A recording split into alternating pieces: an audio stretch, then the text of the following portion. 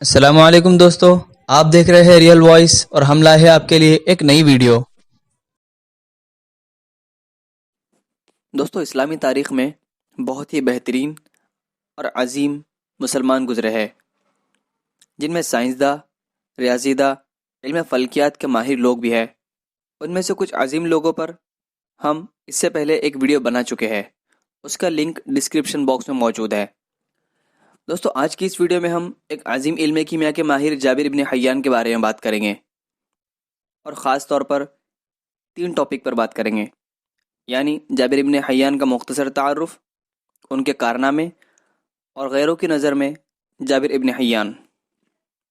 دوستو، جابر ابن حیان کو علم کیمیا کا یعنی کیمسٹری کا بابا آدم کہا جاتا ہے۔ تو سب سے پہلے ہم ان کا مختصر سا تعارف دیکھتے ہیں۔ دوستو، جابر ابن حیان کا پورا نام ابو موسیٰ جابر بن حیان الازوی ہے، اور یہ سن 721 میں تس کے مقام پر پیدا ہوئے۔ جابر کے والد حیان پیشہ ور دوا فروش تھے۔ جابر ابن حیان کا بچپن اپنے والد کے بغیر گزرا، یعنی ان کے والد کو برمکی کے اہلکاروں نے گرفتار کر لیا تھا، کیونکہ یہ اس وقت خلافت عباسیہ کے حامیوں میں سے تھے۔ بہرحال جابر کو بچپن میں سعودی عرب بھیج دیا گیا، جہاں انہوں نے ابتدائی تعلیم حاصل کی۔ ان کے ابتدائی استادوں میں ایک بہت اونچے درجے کے مایہ ناز عالم امام جعفر صادق تھے، جو کہ علم کیمیا اور علم نجوم کے ماہر تھے، اور اپنی زندگی کے اول دور میں جابر بن حیان نے حکیم یعنی ڈاکٹری کا پیشہ اختیار کیا۔ دوستو، جابر بن حیان کے ان کارناموں کو دیکھتے ہیں جن کی وجہ سے وہ بہت مشہور ہے۔ جابر ابن حیان نے 100 سے زیادہ کتابیں لکھی ہے، جن میں 22 سے زیادہ کتابیں علم کیمیا پر ہے، اور باقی علم نجوم، جادوگری اور طب یعنی میڈیسن وغیرہ پر ہے۔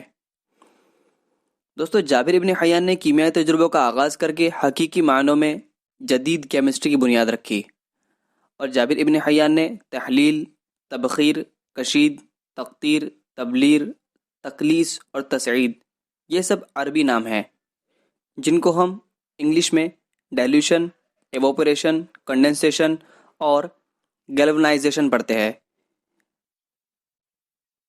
تو ان تمام عملوں کو جابر ابن حیان نے فروغ دیا، اور تب سے لے کر اب تک یہ تمام عمل استعمال ہوتے آ رہے ہیں۔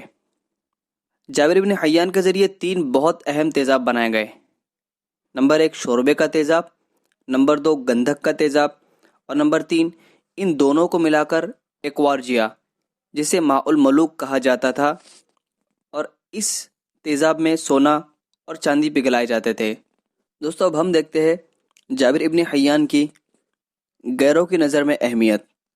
کیمسٹری پر لکھی ہوئی جابر ابن حیان کی کتابیں لاطینی زبان میں پائی گئی ہے، اور ان کی ایک کتاب the book of the composition of alchemy کو ایک انگریز رابرٹ آفسچرڈ نے 1144 میں ترجمہ کیا۔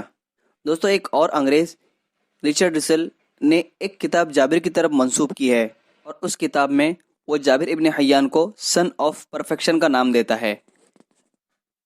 ایک اور مصنف جارج ساٹن یہ کہتے ہیں کہ جابری کتابوں میں فولاد سازی، دھاتوں کی صفائی، کپڑوں اور چمڑوں کی رنگائی، سونے کی لکھائی اور شیشے کی تیاری میں مینگنیز ڈائی آکسائڈ کا استعمال ملتا ہے۔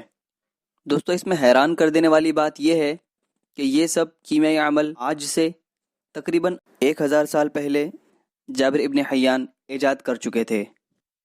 دوستو، ایک اور کتاب انسائکلوپیڈیا برٹانیکا یعنی برطانیہ کا انسائکلوپیڈیا میں لکھا ہے کہ کیمسٹری کے میدان میں مسلمانوں کی علمی قابلیت کی کئی وجہ ہے، جیسے potash, nitrate of silver, nitric acid اور مرکیوری کلورائڈ مسلمانوں کی دین ہے۔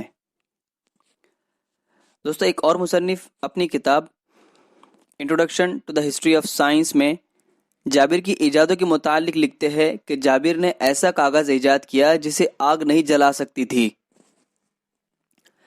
لوہے کی زنگ سے ایسی روشنائی تیار کی جس سے لکھے گئے شاہی فرامین رات کے اندھیرے میں پڑھے جا سکتے تھے، اور جابر نے ایسے وارنش تیار کیے جس سے کپڑا بھیگنے سے، لکڑی جلنے سے اور لوہا زنگ سے محفوظ رہتا تھا، اور ایک ایسا پتھر بھی ایجاد کیا جس سے زخموں کو خشک کرنے اور فاسد عضلات کو داغنے کا کام لیا جاتا تھا۔